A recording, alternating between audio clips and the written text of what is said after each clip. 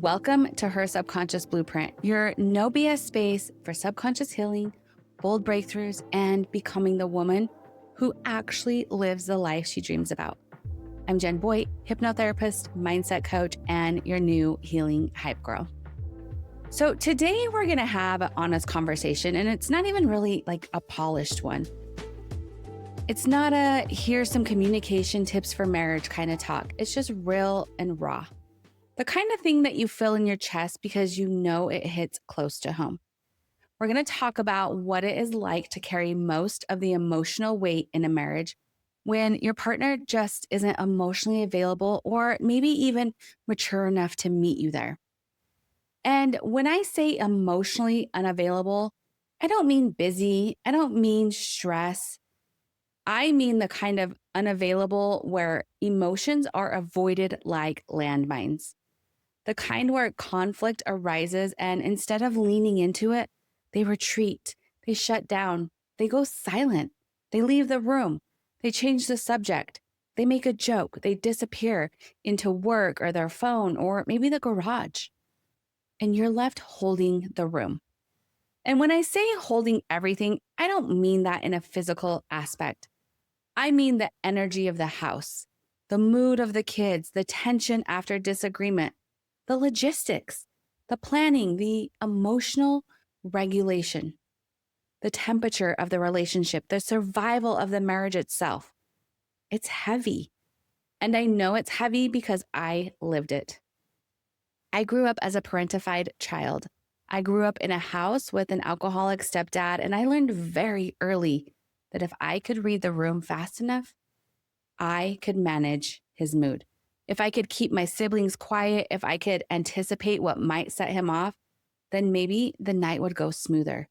Maybe there wouldn't be yelling. Maybe there wouldn't be chaos. That was my nervous system wiring. Hypervigilance, overresponsibility, emotional management, survival through control. And when you grow up like that, you don't grow up thinking, wow, that was traumatic. You grow up thinking, I'm strong. You grow up thinking, I can handle anything. You grow up thinking, I'm the dependable one. But what you're really becoming is someone whose nervous system believes that safety equals managing everyone else and their emotions. So fast forward 20 years, I found myself in a marriage that it looked nothing like my childhood on the surface. There was no alcoholism. There was no explosive chaos, no screaming nights. But my nervous system, it didn't care about the details. It cared about the feeling. And the feeling was familiar. When conflict would come up, he would withdraw, silence, avoidance, shut down, and something inside me would activate. Not consciously, but subconsciously. My body would move into management mode. I would soften my tone, rephrase my own needs, make myself smaller, tell myself not to push too hard, tell myself to give it time, tell myself to keep the peace.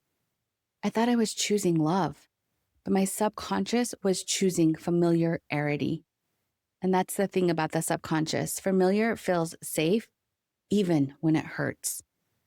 Familiar feels safe even when it's self-sacrifice in disguise.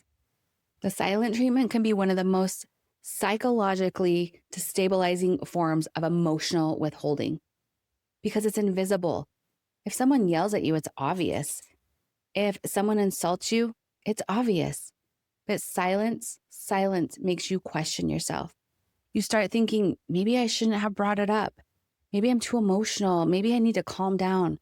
Maybe if I just wait, it will blow over. But here's what's actually happening. When someone constantly withdraws instead of engaging, they are forcing you to carry both sides of the emotional load. You're holding your feelings and the absence of theirs. You're trying to solve a problem that requires two nervous systems while only one is participating. You're left filling in the blanks. And this is exhausting. It's not sustainable. And over time, it erodes your sense of self. Because when your emotions are met with silence enough times, you stop expressing them. Not because you don't have them, but because you learn It's safer to swallow them than to risk abandonment. And I want to say something clearly here. Emotional withholding is not neutral. It is not harmless. It may not leave bruises, but it leaves doubt. It leaves anxiety. It leaves you scanning for cues. It leaves you shrinking yourself to maintain proximity. That does something to a woman, especially a woman who already grew up believing her job was to hold it all together. So, why do we stay? We stay because we've been conditioned to believe that love means sacrifice. We stay because we believe that being a good wife means being patient, understanding, flexible, strong. We stay because we tell ourselves that every relationship has problems and it's not that bad. All relationships take work and there will be problems. Pick your battles. And if you grew up in dysfunction, predictability, dysfunction feels safer than unknown. I knew how to walk on eggshells. I knew how to calculate timing. I knew how to avoid triggers and shut down. That skill set made me feel powerful, like I was controlling the outcome. But I wasn't controlling anything. I was just surviving. And survival is not the same thing as love. When a woman has to step into her constant masculine energy just to keep the household afloat, something happens. She becomes the planner, the initiator, the disciplinarian, the emotional regulator, the decision maker, the steady one, the strong one. And strength is beautiful until it becomes your armor. I remember feeling like I couldn't fall apart because if I did, the whole thing would collapse. I couldn't be soft. I couldn't be needy. I couldn't be overwhelmed because who would hold it together if I didn't? I couldn't show my emotions. That was weakness to me. I felt I always had to be okay. And over time, that armor hardened me. It made me less connected to my own vulnerability. It made me less open, less trusting, less soft. And here's the part that we really don't talk about enough. When you are consistently partnered with someone who avoids emotions, you begin to overfunction to compensate. You overexplain, you overcommunicate, you overgive, you overadjust. You become the emotional adult in the room. And then you tell yourself that that's love. But it's not intimacy. It's not a partnership. Intimacy requires two people who can sit in discomfort together, two people who can stay present when things are messy, two people who can repair. You cannot build intimacy with someone who refuses to enter the emotional arena.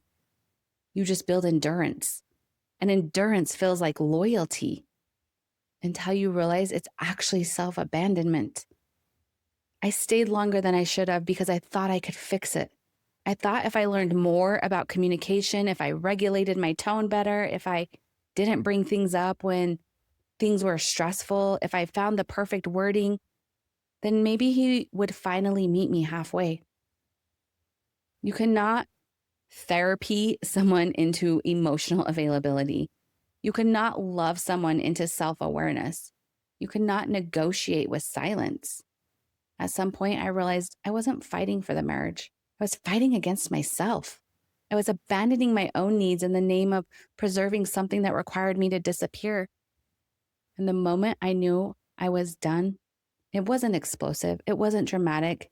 It was quiet. It was the realization that I no longer recognized myself anymore. That the version of me inside that marriage was smaller, harder, more anxious, more responsible, less joy. And I didn't stop loving him. I had stopped loving me. And that realization broke me open. Ending the relationship was terrifying because when you are the strong one, walking away feels like you've failed. It feels like giving up. It feels like you couldn't hold it together long enough. But what I know now is this. The strongest thing I ever did was put down what was never meant for me to carry. The most masculine energy I embodied wasn't paying bills or organizing schedules. It was carrying the weight of two people's emotional worlds and calling it love. But that didn't mean or doesn't mean that I didn't love him. And I want to speak directly to the woman listening who is tired.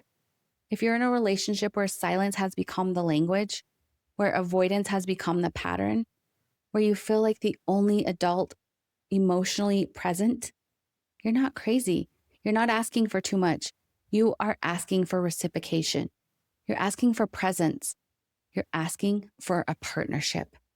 And those are not luxuries. Those are foundations. Those should be non-negotiables in any relationship. Here's what I also know. When you stop carrying what isn't yours, there is a grief period because you realize how much you are holding. You realize how long you are operating in survival mode. You realize how deeply your nervous system was wired for hyper responsibility. And then comes the healing. Healing looks like learning to sit within your own emotions instead of managing everyone else's. It looks like letting people be uncomfortable. It looks like not rushing in to fix the silence. It looks like letting someone else carry their own emotional weight. It's not your job to carry it all. It looks like softness returning. It looks like crying without apologizing. It looks like saying, I need more, and meaning it. It looks like believing that safe love exists. And here's the truth that changed everything for me. Love should not require you to disappear. Love should not require you to shrink. Love should not require you to be the emotional parent to your partner. Love should feel like an exhale. It should feel like being held, not just holding. It should feel like two regulated nervous systems choosing each other. And if that hasn't been your experience, that doesn't mean you're broken. It means you are wired for survival. And survival patterns can be rewired. It's never too late. But it all starts with awareness. It starts with asking yourself, am I thriving or am I just managing? It starts with noticing where you're overfunctioning.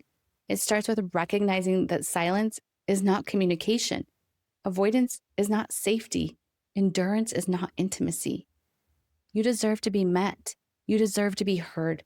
You deserve to feel emotionally safe in your own home. And if you're not, the work is not to contour yourself smaller. The work is to expand into truth. I am so full of love and gratitude that I get to share my story with you. This is Her Subconscious Blueprint, where we don't just chase the dreams, we become them. And remember, you don't get what you want, you get who you are. So go out and be that version today. Much love and gratitude. I will see you next time.